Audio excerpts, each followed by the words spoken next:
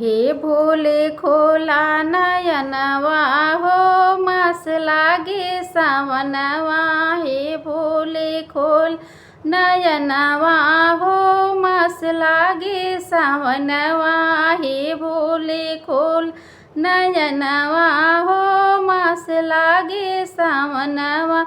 भर के गंगा जल कलसा में लाई, भर के गंगा जल कलसा में लाई।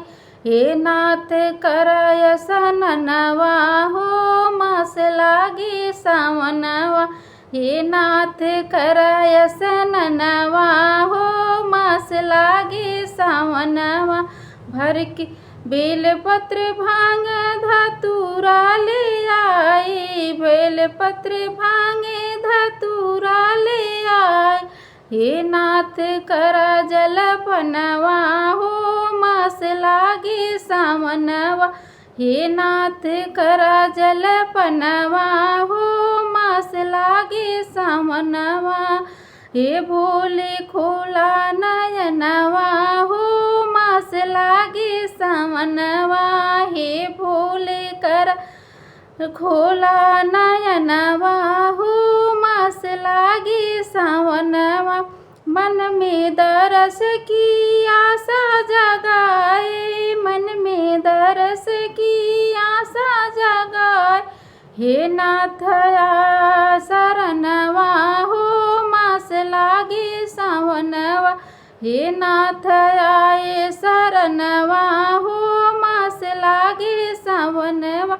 हे भोले खोला नयनवा हो, मास लागे सावनवा।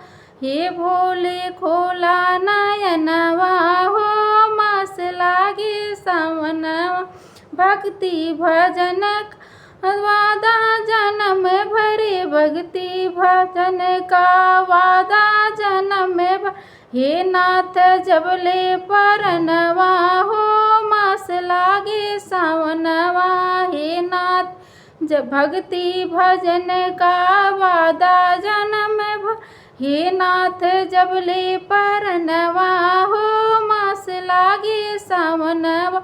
हे भोले खोला नयनवा हो, मास लागे सावनवा। हे भोले खोला नयनवा हो, मास लागे सावनवा।